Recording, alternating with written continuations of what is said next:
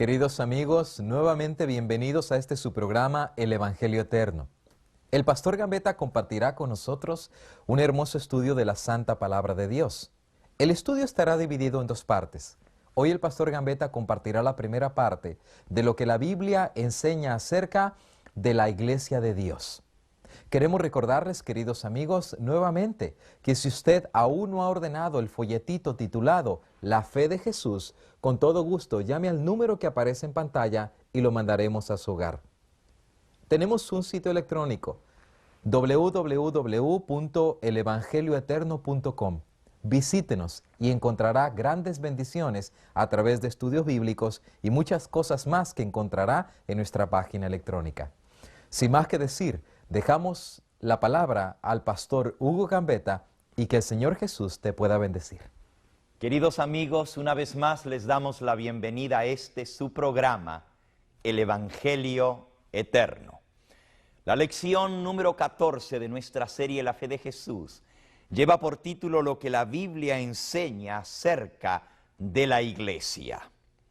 Y este es un tema tan importante. ¿Por qué hay tantas iglesias? ¿Fundó Cristo muchas? Obviamente no, Él solo fundó una iglesia.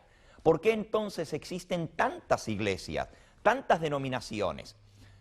Si tú pones a un bautista, a un testigo de Jehová, a un mormón, a un adventista, a un pentecostal y a un católico, todos juntos en un cuarto y les dices que se pongan de acuerdo sobre alguna doctrina, seguramente cada uno va a defender su posición. Va a decir, mi iglesia tiene la razón, la tuya está equivocada. ¿Por qué es que siendo cristianos, teniendo un solo Dios, una sola palabra de Dios, hay tanta diferencia? ¿Cuál es realmente la iglesia verdadera, la que enseña la verdad de Cristo? Vamos a pedirle al Dios del cielo que nos ilumine por su santa palabra. Oremos, pidiendo la dirección de nuestro Dios. Padre nuestro que estás en los cielos, bendito, glorificado y exaltado sea tu nombre. Venimos ante ti con humildad a pedirte que tú nos enseñes por tu palabra. Sabemos que la exposición de tu palabra alumbra y hace entender aún a los simples. Muéstranos la verdad de tu palabra, queremos seguirte, queremos obedecerte, queremos saber ¿cuál es tu iglesia en esta tierra? Enséñanos tu verdad, que estaremos dispuestos a ponerla por obra. Gracias por escuchar nuestra plegaria. Gracias por bendecirnos. Acércate a cada uno que en esta hora se une a nosotros para estudiar tu santo libro y dale tu bendición. Contesta los pedidos de su corazón en esta hora y que pueda tener la seguridad que tú estás a su lado y nunca lo abandonarás. Gracias por escuchar nuestra oración en el nombre de Jesús. Amén. La palabra de Dios enseña que Dios tiene una iglesia en esta tierra. El apóstol San Pablo, escribiendo a Timoteo, en su primera epístola, en el capítulo 3, primera de Timoteo capítulo 3 y versículo 15, le dice,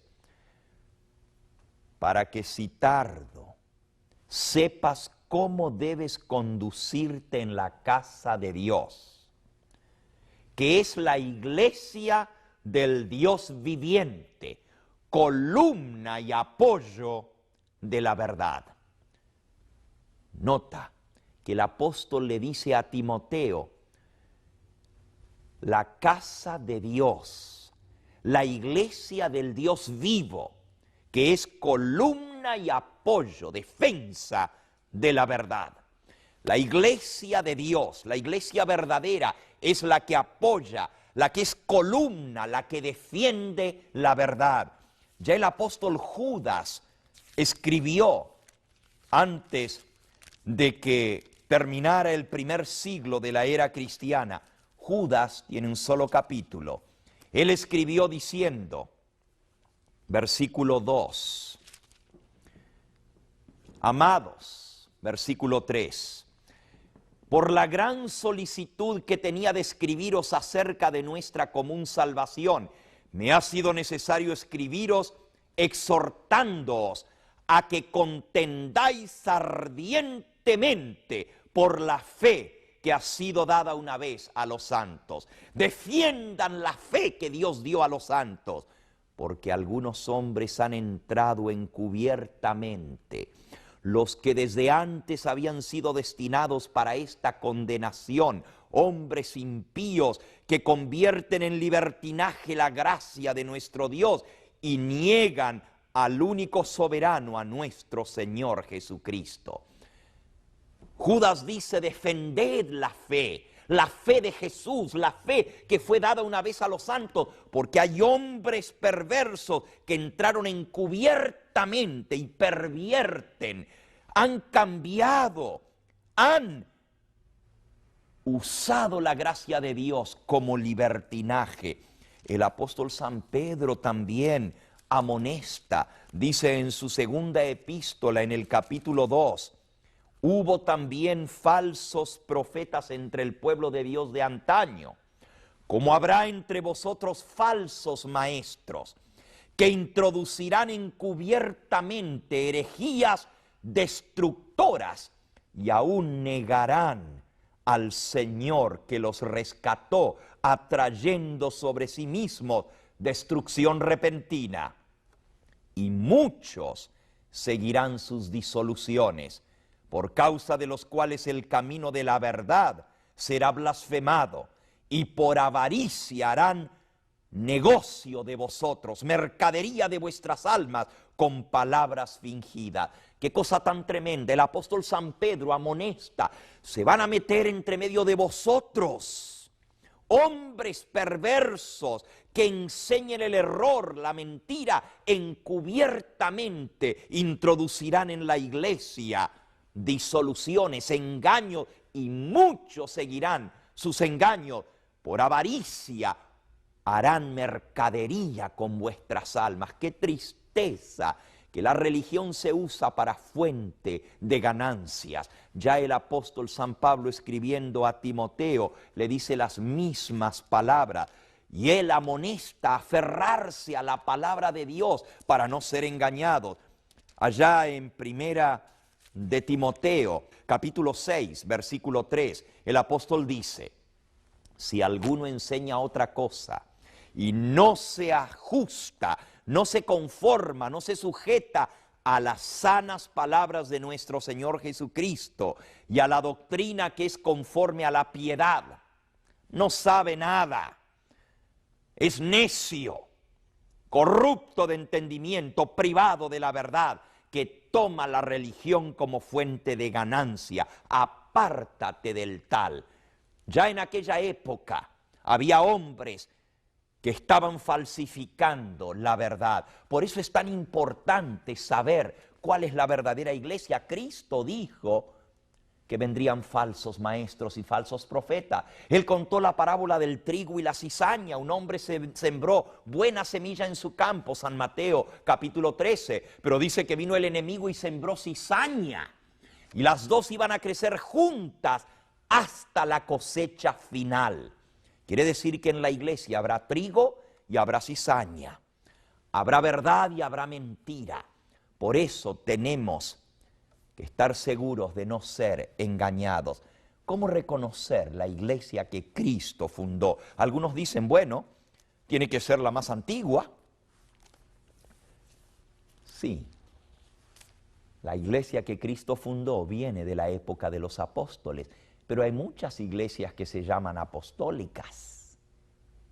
Ya en Roma, en la época del apóstol San Pablo, había divisiones en la iglesia, y vienen desde aquella época.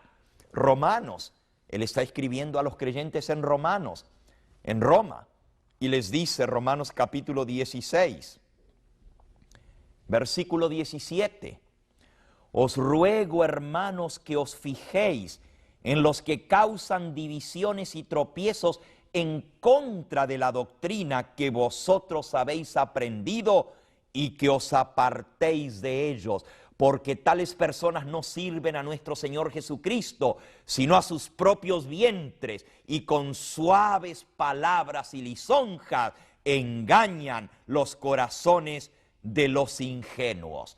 Ya en Roma, en el año 51 de la era cristiana, no habían pasado sino unos 15 años de la fundación de la iglesia, cuando el apóstol San Pablo les dice: hermanos, fíjense en los que están causando divisiones y tropiezos en contra de la doctrina y apártense de los tales. La iglesia puede ser muy antigua, pero ¿qué si es de aquellos que vienen de la época de Roma, que causaron divisiones en contra de la doctrina? Para saber la verdad, para saber cuál es la iglesia verdadera del Señor, debe apegarse a las sanas palabras de Cristo y de los apóstoles. Debe enseñar la fe de Jesús, lo que Cristo enseñó, lo que los apóstoles enseñaron. Y debe tener como fundamento la palabra de Dios y la doctrina de los apóstoles. La primera pregunta en nuestra lección dice: ¿quién fundó la iglesia cristiana? Y obviamente la respuesta es Cristo Jesús. Sin embargo, hay muchos que usan este mismo pasaje de Mateo 16 para decir que Pedro es la roca sobre la cual se levanta la iglesia. Vamos a leerlo.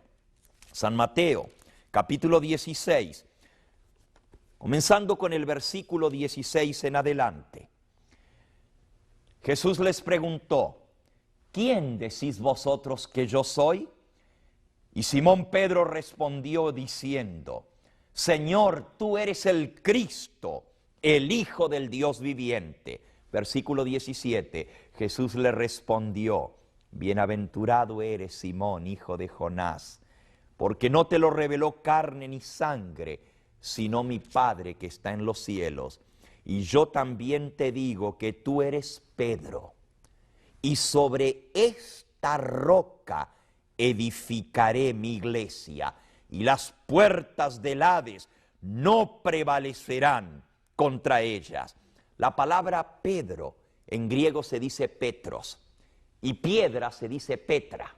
Jesús le dijo: tú eres Pedro, y sobre esta Petra, sobre esta piedra, esta declaración que tú has hecho, Pedro, tú eres el Cristo, el Hijo del Dios viviente, se funda la iglesia. Amigo que me escuchas, el fundamento de la iglesia es la fe de que Cristo es el Hijo de Dios, el Mesías, el Redentor. Y Pedro lo dijo así: Señor, tú eres el Cristo, el Hijo del Dios viviente. Y Jesús le dijo: esto que has dicho, Pedro, no te lo reveló carne ni sangre, sino mi Padre que está en los cielos. El fundamento de la iglesia es la declaración de que Cristo es el Hijo de Dios que vino a este mundo para salvarnos. Esa es la base de la iglesia.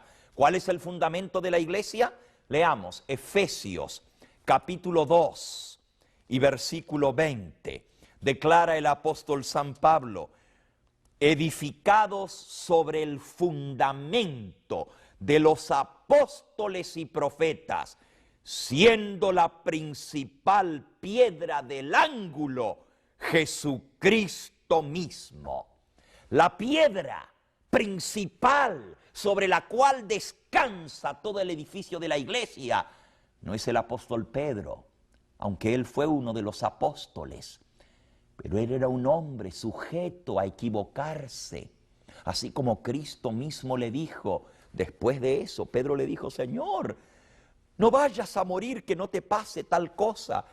Y Jesús le dijo a Pedro: apártate de mí, Satanás, me eres tropiezo. Pedro era un hombre sujeto a errores, pero Jesús es el único que no se equivoca, y Él es el fundamento, la piedra principal sobre la cual está basada la iglesia. Él es el único fundamento de la iglesia.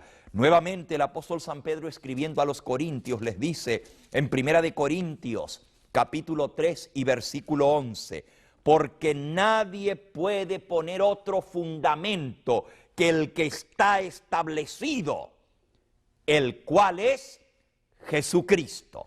Cristo es la roca, la piedra sobre la cual se funda la iglesia. Él es la cabeza de la iglesia. Nuevamente, Efesios capítulo 2, dice el versículo 21, Cristo fue puesto sobre todo principado y autoridad y poder y señorío, no solo en este siglo, sino también en el venidero. Sometió todas las cosas bajo sus pies y Dios lo puso por cabeza sobre todas las cosas en la iglesia, la cual es su cuerpo, la plenitud de aquel que todo lo llena en todo. Cristo es la cabeza del cuerpo que es la iglesia. Nota, no fue el apóstol Pedro la cabeza de la iglesia, ni el sucesor de Pedro. Cristo es cabeza de su iglesia. Efesios capítulo 5, dice el versículo 23, porque así como el marido es cabeza de la mujer, Cristo es cabeza de la iglesia, la cual es su cuerpo y Él es su Salvador. Y Cristo fue el que estableció sus dirigentes en la iglesia. Pregunta 3, ¿quiénes son los dirigentes en la iglesia que Cristo estableció? Ahí mismo en Efesios capítulo 4, dice el versículo 9 al 11, y esto de que subió al cielo, ¿qué es? Sino que también Cristo había descendido primeramente a las partes más bajas de la tierra, y el que descendió es el mismo que también subió por encima de todos los cielos para llenarlo todo. Y el mismo que subió al cielo, él mismo constituyó a unos apóstoles, a otros profetas, a otros evangelistas y a otros pastores y maestros, a fin de perfeccionar a los santos para la obra del ministerio, para la edificación del cuerpo de Cristo, hasta que todos lleguemos a la unidad de la fe y del conocimiento del Hijo de Dios, a un varón perfecto, a la medida de la estatura de la plenitud de Cristo. Noten que dice que Jesucristo estableció él mismo en su iglesia apóstoles, profetas, evangelistas, pastores y maestros. Él puso los dirigentes de su iglesia.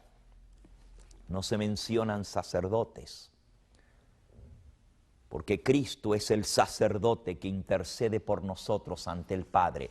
Él colocó pastores, maestros, apóstoles, evangelistas y profetas en su iglesia, para enseñar a la iglesia, para perfeccionar, para que todos tengamos una sola fe, para que crezcamos hasta llegar a ser un edificio santo y perfecto para Dios. Ahora, Él establece sus dirigentes. Y noten las instrucciones que la palabra de Dios da sobre los dirigentes en su iglesia. Primera de Timoteo, capítulo 3, declara el apóstol inspirado, palabra fiel, si alguno anhela obispado, buena obra desea. Obispado es ser dirigente, obispo de la iglesia.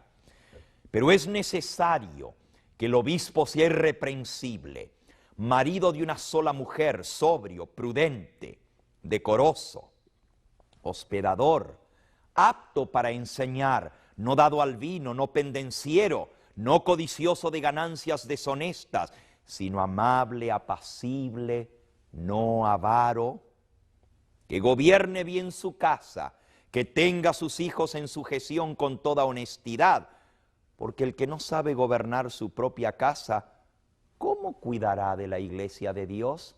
Noten que los dirigentes de la iglesia deben ser hombres santos, prudentes, sobrios, hombres que sepan gobernar bien su casa. Y dice, marido de una sola mujer, que tenga a sus hijos en sujeción con toda honestidad, porque si no sabe mandar en su casa, ¿cómo mandará? ¿Cómo gobernará la iglesia de Dios? ¡Qué interesante!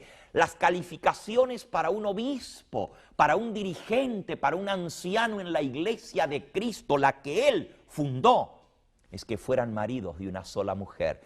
¿De dónde entonces salió la idea de que los dirigentes de la iglesia, los diáconos, los obispos, los arzobispos, los cardenales, el Papa y aún los sacerdotes no se casan.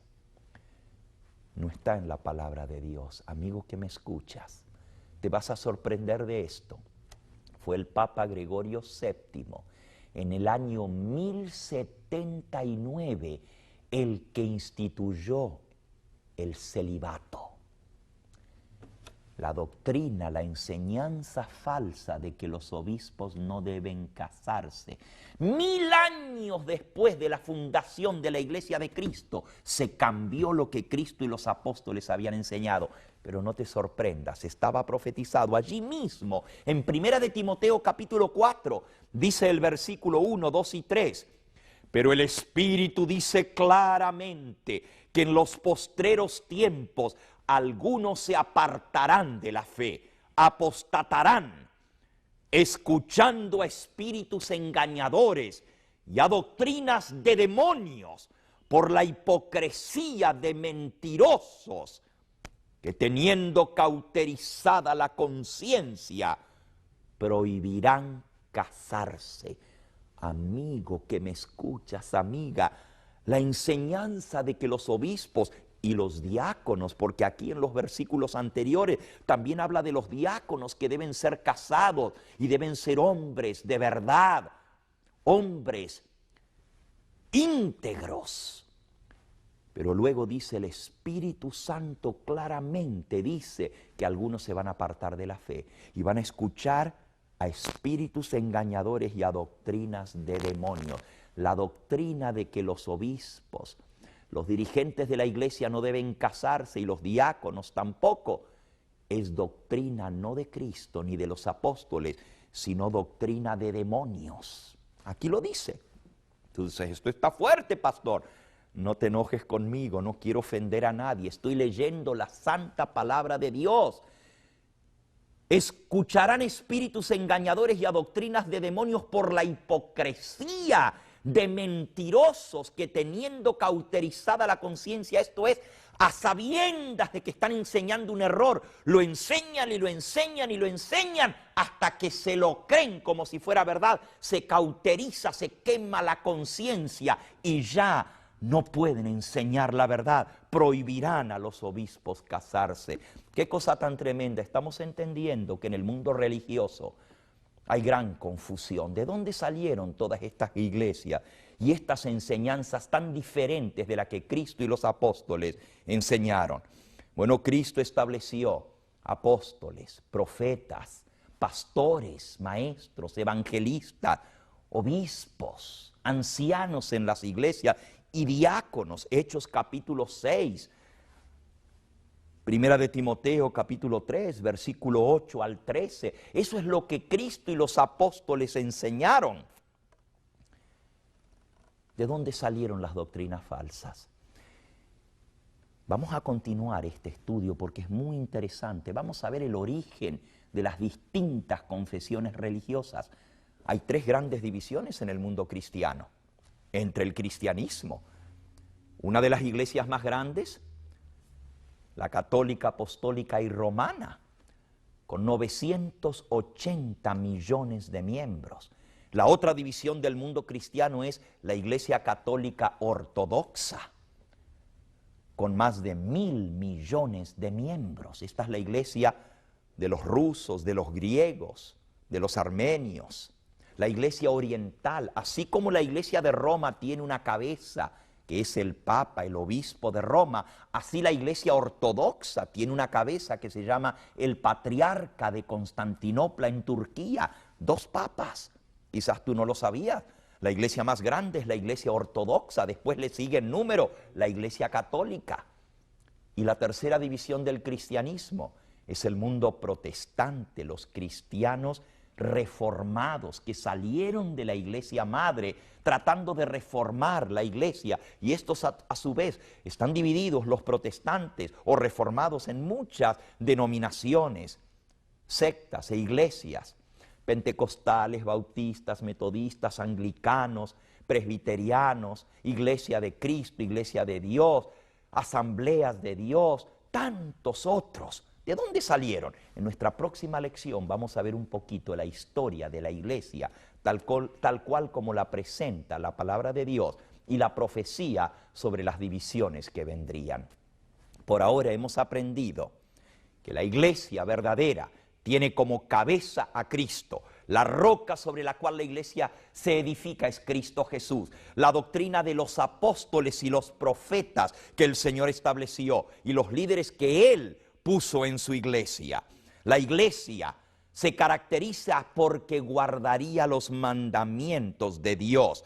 Y Cristo dice en San Juan, capítulo 13 y versículo 15, la pregunta número 6 de nuestra lección. San Juan capítulo 13 y versículo 15, porque es ejemplo os he dado, para que como yo he hecho, vosotros también hagáis. La iglesia verdadera sigue el ejemplo de Cristo Jesús y su norma y su conducta. Miren las dos características del pueblo verdadero de Dios en el tiempo del fin. Apocalipsis capítulo 14 y versículo 12 dice así: aquí está la paciencia de los santos, los que guardan los mandamientos de Dios y tienen la fe de Jesús. Amigo, dos características vitales. Los santos, el pueblo de Dios, serán aquellos que guardan todos los mandamientos de Dios y tienen la fe de Jesús, la fe que Cristo enseñó, la doctrina que Él enseñó que se guardara. Él dijo: id, predicad el Evangelio, doctrinad a todas las naciones, bautizándolos en el nombre del Padre, del Hijo y del Espíritu Santo, enseñándoles que guarden todas las cosas que yo os he mandado. La iglesia de Cristo sigue el ejemplo de Cristo, guarda lo que Cristo guardó, guarda lo que Cristo mandó, tiene la fe de Jesús y guarda los mandamientos de Dios. Vamos a identificar esa iglesia verdadera en nuestra segunda parte de la lección 14. Por hoy, pidámosle al Señor que nos dé la humildad para entender su verdad. Hemos dicho algunas cosas muy fuertes en este día. No las dije yo, las leí de la palabra de Dios. Y yo sé que tú prefieres, aunque te duele, saber la verdad que seguir en tinieblas, engañado. Cuando se le arranca una venda de los ojos a alguien, siente dolor, no tanto por la venda, sino por la luz que hiere. Y así la verdad puede herir, pero es mejor andar en luz que en tiniebla. Pidámosle al Señor que nos haga hijos de luz. Oremos juntos. Amante Dios, gracias porque hemos aprendido en esta hora que tú tienes una iglesia en esta tierra, la iglesia del Dios vivo que es columna y defensa de la verdad. Entendemos, Señor, que tu iglesia ha sido infiltrada. Estaba escrito en tu palabra, tú lo dijiste. Tus apóstoles nos amonestaron que vendrían falsos maestros que enseñarían el error y muchos serían engañados. Gracias porque tú nos has dado tu palabra para no ser engañados. Ayúdanos a seguirte a ti, a obedecerte tan solo a ti y a seguir lo que tu palabra nos enseña. Bendice a cada persona que en esta hora ha tomado la decisión de obedecer tan solo a Cristo y de usar como única base tu santa palabra. Gracias por enseñarnos tu verdad. Llévanos con bien y que tu Espíritu Santo confirme en nuestros corazones tu santa verdad. Lo agradecemos en el nombre precioso de Jesús. Amén. Que el Señor Jesús te bendiga. El pastor Gambetta continuará este fascinante estudio acerca de lo que la Biblia enseña de la verdadera iglesia.